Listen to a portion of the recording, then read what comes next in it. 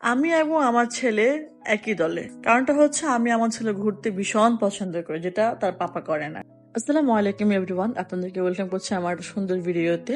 দেখেন কত সুন্দর ভিউ, মাশাআল্লাহ মাশাআল্লাহ। আমি কিন্তু অলরেডি একটা ভিডিও আপনার সাথে শেয়ার করেছি, ব্লগ, যেটাতে হচ্ছে নৌকার ঘোরার কিছু ক্লিপ ছিল। ছোট্ট একটা নৌকা ছিল, দেখে আমার খুব ইচ্ছে হচ্ছে আমার নৌকাতে উঠবো, ছবি টবি তুলবো। তো ছবি তোলার পর আমি দেখতে পারি যে পাশে আরো নৌকা আছে, মানে একটু হাঁটলে আরো অনেক নৌকা আছে যেখানে হচ্ছে তারা টাকা দিয়ে ঘোরায়। তো এক একজন তো 1,050 টাকা চাচ্ছিল ঘন্টা হিসেবে। আর এটা শোনার পর তো হচ্ছে আমার নৌকাতে ওঠার ইচ্ছা একদমই করছিল না।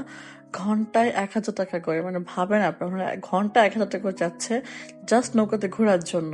মানে কতটা এক্সপেন্সিভ এই নৌকাতে ওঠা বিষয়টা। তো ঘাটে হচ্ছে আর অনেক নৌকা ছিল, সেখান থেকে দুজন ছিল আমাদের ভাই পরিচিত। তো আমরা নৌকাতে না ঘুরে তাদের নৌকায় উঠে ছবি টবি তুলে আমরা ওখান থেকে বের হয়ে আসি, কারণ যেহেতু অনেক বাতাসও আসছিল আর মায়ানও খুব দুষ্টুমি করছিল।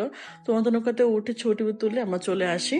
তারপর হচ্ছে আমরা চলে আসি এই ঘাটে। আর এই ঘাটে আসার কারণ হচ্ছে মাছের জন্য। যখন আমরা নৌকাতে ছবি তোলার পর আমরা চলে আসি ওই ঘাট থেকে, তখন আসার পর দেখলাম যে মুরব্বির দোকান ছিল রাস্তায়। তো ওকে জিজ্ঞেস করলাম যে এখানে মাছ পাওয়া যায় কিনা সকালবেলা। তো উনি বললো যে এখানে না, আর একটা নদীর পাড়া আছে, ওখানে গেলে হচ্ছে আপনারা সকালবেলা মাছ পাবেন।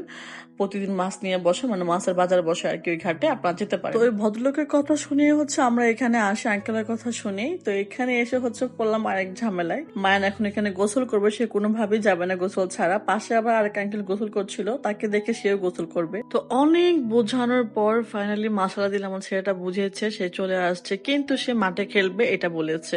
ওকে চল তোমাকে মাঠে নিয়ে যাব, কিন্তু মাঠে আসার পর এখান থেকে যাওয়ার নামই নিচ্ছে না। যদিও এখানে আসতে মাত্র লাগে 5 মিনিট, মানে আমার বাসা থেকে মাত্র 5 মিনিট লাগে এই মাঠে যেতে।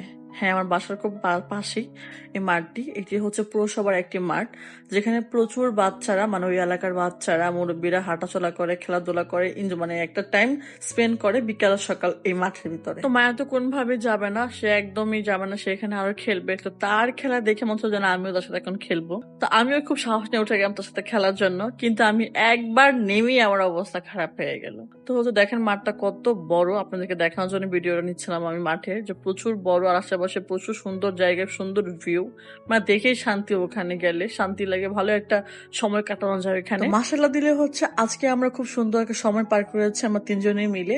খুবই সুন্দর একটা সময় ছিল আমাদের জন্য আজকের দিনটা। তো যেহেতু আমরা লং টাইম বাইরে ছিলাম, তো চলে গেলাম একটু ফুচকা খাওয়ার জন্য। আর সেখানে গিয়ে মায়ের বায়না, এখন তার খেলনা লাগবে, সে এখন ডক্টরের খেলনা কিনবে।